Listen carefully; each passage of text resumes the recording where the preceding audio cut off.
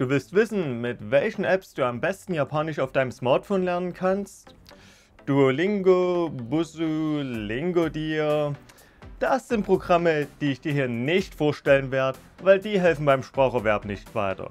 Stattdessen zeige ich dir insgesamt 12 Apps, auf die wirklich erfolgreiche Lerner setzen. Und es geht direkt los mit der ersten, Migaku, eine vollständige Immersions-App. Die App gibt es für Android, iOS und als Browser-Erweiterung für den PC und Mac. Die hat wirklich alles, was du zum Lernen brauchst. Ein Wörterbuch, Vokabelkarten, ein YouTube-Player, um neue Vokabeln zu finden und direkt die Karten zu erstellen, Texterkennung und sogar ein Clipboard, das dir japanische Texte vorlesen kann. Und für absolute Anfänger gibt es hier Kurse, mit denen du nicht bloß eine Einführung in die Sprache bekommst und die Hiragana und Katakana lernen kannst, sondern auch welche, die dir Sätze geben, in denen du immer bloß ein einziges Wort nicht kennst, um dein Vokabular zu verbessern. Der Lernablauf ist hier folgendermaßen. Du suchst ein japanisches Video auf YouTube, guckst das an und sobald du ein Wort nicht kennst, kannst du das in den Untertiteln anklicken, um eine Definition zu bekommen. Und dann erstellst du dir damit direkt eine Vokabelkarte, die nicht bloß das Wort und die Übersetzung enthält, sondern auch ein Bild aus dem Video, den Beispielsatz dazu, den du gehört hast, und die Tonaufnahme.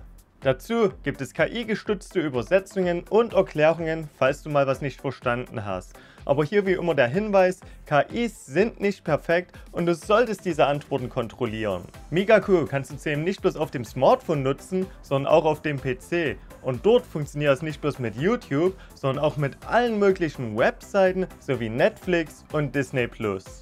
Um dich selbst davon zu überzeugen, kannst du die App mit dem Link unten in der Videobeschreibung ganze 10 Tage lang kostenlos testen. Und wenn du danach ein Abo abschließt, erhältst du zudem einen ganzen Monat gratis. Zweitens, Jidojisho, eine kostenlose Alternative zu Migaku. Jidojisho gibt es exklusiv für Android, liefert dir aber ganz ähnliche Features wie Migaku. Allen voran den YouTube-Player, mit dem du Vokabelkarten erstellen kannst. Die Vokabelkarten selbst musst du hier aber über ein anderes Programm erledigen, Anki, was ich dir später noch vorstellen werde. Dazu hast du einen Reader, mit dem du dann zum Beispiel japanische Webseiten besuchen kannst, wo du erneut einzelne Wörter nachschlagen kannst, indem du die einfach anklickst, und dann kannst du dir natürlich wieder eine Vokabelkarte erstellen. Das funktioniert außerdem auch mit E-Books und Manga im Mokulo-Format. Drittens, Anki, die wohl umfangreichste Lösung für Karteikarten. Das gibt es für Android, iOS und den PC. Allerdings ist bloß die PC- und Android-Version kostenlos, auf iOS muss man zahlen. Viele Apps, wie zum Beispiel Jidojisho, setzen bei Karteikarten auf Anki. Und das ist wirklich umfangreich, weil du hier extrem komplexe Karteikarten erstellen kannst, wenn du dich ein wenig damit beschäftigst. Es gibt zudem eine ganze Reihe vorgefertigter Decks, allerdings rate ich persönlich immer ein wenig von denen ab und finde, es ist besser, wenn du selbst losziehst und deine eigenen Karten erstellst, was mit Apps wie Migaku und Jidojisho ja ganz bequem und schnell funktioniert. Viertens, Google Lens für die Texterkennung. Mit Google Lens kannst du problemlos japanische Schriftzeichen scannen und eine Übersetzung erhalten. Wenn du Japanisch lernst, empfehle ich dir aber, dass du die App auf von Japanisch zu Japanisch stellst, damit du die Zeichen kopieren und in ein Wörterbuch einfügen kannst. Fünftens, Aedik 3, ein Wörterbuch. Das gibt es für Android und lässt sich ganz einfach nach japanischen Wörtern und Kanji suchen. Du kannst hier von Japanisch zu Englisch oder Deutsch suchen oder von Englisch bzw. Deutsch zu Japanisch. Die Kanji-Suche ist zudem richtig umfangreich, weil du kannst sie suchen, indem du sie einmal nachzeichnest oder einfach ihre Radikale angibst. Die gefundenen Wörter kannst du zudem direkt als Karteikarte nach Anki exportieren. Im Kern ist die App kostenlos, es gibt aber ein Abo, mit dem du zusätzliche Funktionen erhältst, wie etwa eine bessere Strichsuche für Kanji und auch Funktionen wie Texterkennung. Sechstens, Akebi für die Kanji-Suche. Die App gibt es erneut bloß für Android und die lohnt sich vor allem dann, wenn dir die Kanji-Suche von Aedik 3 nicht ausreicht, weil Akebi hat eine wesentlich bessere Stricherkennung, bei der zum Großteil sogar die Reihenfolge, in der du die Striche zeichnest, egal ist. Siebtens, die Grammatik auf meiner eigenen Webseite www.kavalabam.de. Gut, hier musste ich ein wenig schummeln, weil das ist natürlich keine App, sondern eine komplett kostenlose Webseite. Aber das hat folgenden Grund. Es gibt einfach keine gute Grammatik-App für Japanisch. Die es gibt, erklären dir nämlich nicht, wie die Sprache wirklich funktioniert, sondern sie erklären dir Japanisch mit englischer Grammatik. Und das funktioniert nicht sonderlich gut, sondern sorgt für viele Verständnisprobleme. Mein Ansatz hingegen ist ein anderer. Ich erkläre dir Japanisch basierend auf dem, was Japaner selbst in ihrem Muttersprachunterricht lernen. Und wenn dir gefällt, was ich hier mache und du mich unterstützen willst, kannst du meinen Sprachkurs auch bei Udemy kaufen. Dort bekommst du zu einigen der späteren Grammatikkapitel noch exklusive Videos dazu. Außerdem gibt es das ganze Projekt auch als Buch bei Amazon. Links zu allem findest du unten in der Videobeschreibung. 8. Der Satori Reader für Übungen.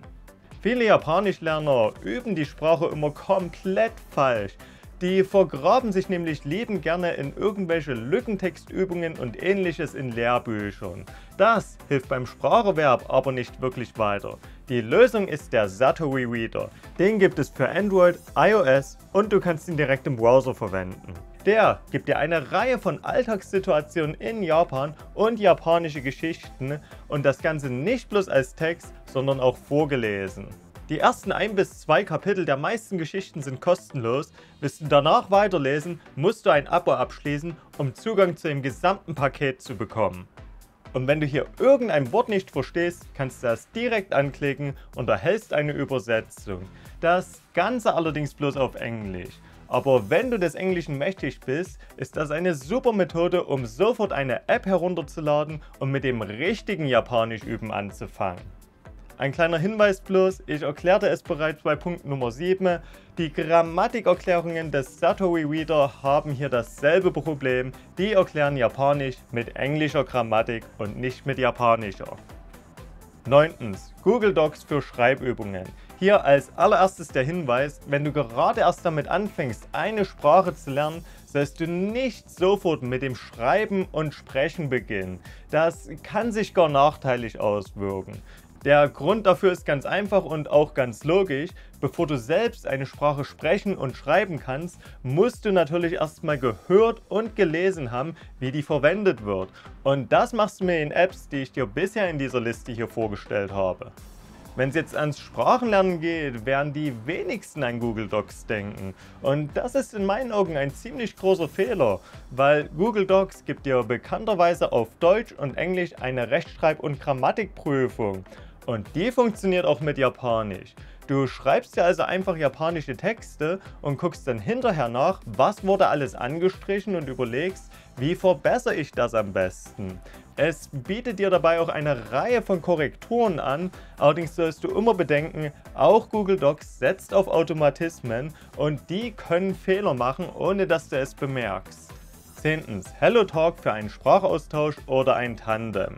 HelloTalk gibt es für Android und iOS und hier kannst du Muttersprachler finden und dich mit denen unterhalten.